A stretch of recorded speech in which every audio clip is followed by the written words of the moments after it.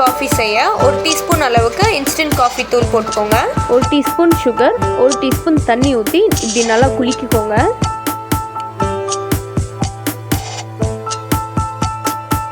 இந்த அளவுக்கு ஃப்ளஃபினஸ் வர வரைக்கும் குலுக்கிக்கோங்க.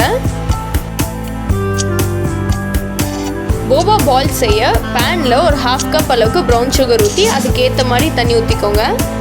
இப்போ 1 கப் மரவள்ளிக்கிழங்கு மாவு சேர்த்து கைவிடாமல் மிக்ஸ் பண்ணிக்கோங்க.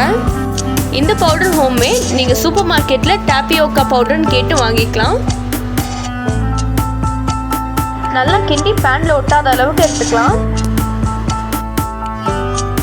இப்போ கொஞ்சம் மரவள்ளிக்கிழங்கு மாவில் போட்டு நல்லா பிணைஞ்சு உருட்டி குட்டி குட்டி பால்ஸாக எடுத்துக்கலாம்.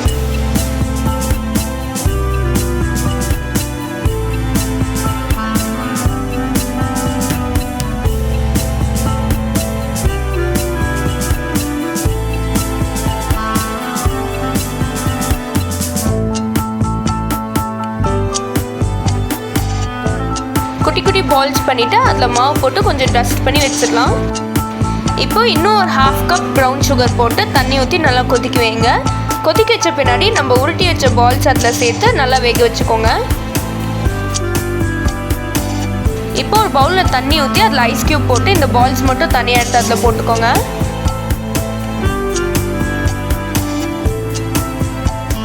பால்ஸ் எல்லாம் எடுத்த பின்னாடி ப்ரௌன் சுகர் இப்படி தான் இருக்கும். மறுபடியும் ஐஸ் கட்டிலேருந்து வெளியே எடுத்து இந்த பாகில் சேர்த்துக்கலாம். இந்த ப்ராசஸ் மாதிரி செய்யலைன்னா பிசு பிசுன்னு ஒட்டும். இப்போ நம்ம சர்வ் பண்ணிடலாம். ஒரு கிளாஸில் போபா பால்ஸை சைடில் போட்டுக்கோங்க.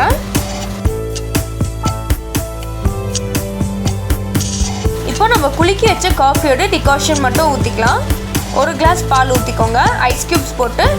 இப்போ நம்ம காஃபியோட ஃப்ளஃபினஸை சேர்த்து நல்லா மிக்ஸ் பண்ணிக்கலாம். நம்ம போபா ஐஸ்ட் காஃபி ரெடி.